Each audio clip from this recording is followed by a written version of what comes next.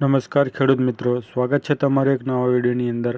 અને ચેનલ પર જો પહેલી વાર આવ્યા હોય તો અમારી ચેનલને સબસ્ક્રાઈબ કરો અને 5 લોકોને શેર કરવાનું ભૂલશો નહીં. તો ગુજરાત સરકાર દ્વારા ખેડૂત મિત્રો માટે એક ખૂબ ઉપયોગી યોજના શરૂ કરવામાં આવી છે, બિયારણ સહાય યોજના. આ યોજના હેઠળ ખેડૂતોને ઉનાળુ પાક માટે જે પણ બિયારણની જરૂર હોય તેમાં સહાય કરવામાં આવશે અથવા વિનામૂલ્યે આપવામાં આવશે. તો ખેડૂત મિત્રો, એક મહત્વપૂર્ણ સમાચાર કહી શકાય દરેક ખેડૂત માટે. તો તમારા આજુબાજુના દરેક કિસાન મિત્રોને પણ આ વાત જણાવો, જેથી તેઓ પણ આ યોજના છે તેનો લાભ ઉઠાવી શકે.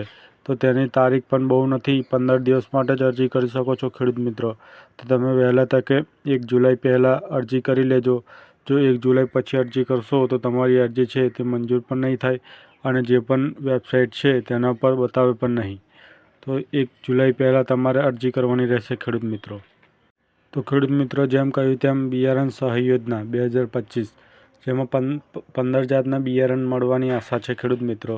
જેમાં અરજીની તારીખ પણ મેં તમને કીધી કે 18 જૂનથી લઈને 1 જુલાઈની તારીખ છે. સંપૂર્ણ માહિતી માટે તમે આ વિડીયો જુઓ કે વિડીયોની અંદર કયા ડોક્યુમેન્ટની જરૂર પડશે, કયા કયા જે બિયારણ છે તે મળવાના છે ખેડૂત મિત્રો, અને કેટલા સમયમાં અરજી પાકી શકે છે અને કોનો સંપર્ક કરવો તેની તમામ માહિતી આ વિડીયોની અંદર આપવાના છે. તો વિડીયોને છેલ્લે સુધી જોજો. તો ખેડૂત મિત્રો, આ યોજના હેઠળ ખેડૂતોને સોયાબીન, મકાઈ, બાજરી, મગફળી, તલ, તુવેર, ડાંગર, જુવાર, અડદ, રાગી, દિવેલા અને કપાસ જેવા પાકોના સહાયરૂપ બિયારણ આપવામાં આવશે. એટલે કે જે પણ ખેડૂત મકાઈ કરે છે તેને મકાઈનું બિયારણ આપવામાં આવશે. જે ખેડૂત બાજરી કરવા ઈચ્છે છે તેને બાજરી આપવામાં આવશે. તેમજ જે ખેડૂત મગફળી કે તલ કરવા ઈચ્છે છે તો તેવા ખેડૂતોને તેમની મનપસંદ બિયારણ આપવામાં આવશે. એટલે કે જે લોકો કપાસ કરે છે તે લોકોને કપાસ આપવામાં આવશે, કપાસનું બિયારણ. તો ખેડૂત મિત્રો, જે લોકો જે પાક કરવા ઈચ્છે છે તે મુજબ તેમને બિયારણ આપવામાં આવશે. તે ઉપરાંત ખેડૂતો માટે દિવેલીનો ખડ, સેન્દ્રિય ખાતર, નીમ ઓઇલ જેવી કીટ સહાયરૂપ પણ ઉપલબ્ધ રહેશે, જે પાકના આધાર પર અપાય છે. એટલે કે જે પાકમાં જે કીટ જરૂર પડશે તે પ્રમાણે આપવામાં આવશે. તો ખેડૂત મિત્રો, જેમ કહ્યું તેમ અરજી કરવાની તારીખ 18 જૂનથી લઈને 1 જુલાઈ સુધી જ છે ખેડૂત મિત્રો. 2 જુલાઈએ કોઈ પણ અરજી કરી શકશે નહીં. તો અરજી ક્યાં કરવાની છે ખેડૂત મિત્રો તમારે? તો તમારે અરજી ખેડૂત 2.0ની જે પોર્ટલ છે તેના પર જઈ ઓનલાઈન અરજી કરવી પડશે.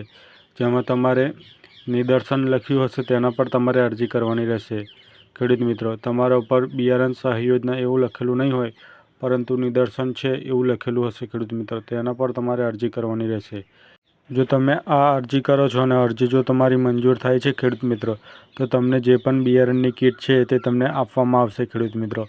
તો તમને ફોન આવશે અથવા તો તમારે ગ્રામ સેવકનો સંપર્ક કરીને જે પણ આ અરજી કરી છે તેની માહિતી મેળવી લેવી.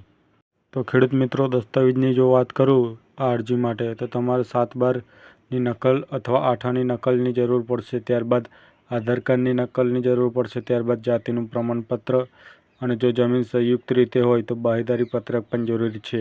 જો તમારા ખાતેદારમાં 1થી વધુ લોકોના નામ છે તો તમારે દરેકનું સંમતિપત્રવાળું એક બાંહેધરી પત્રક પણ જરૂરી બનશે.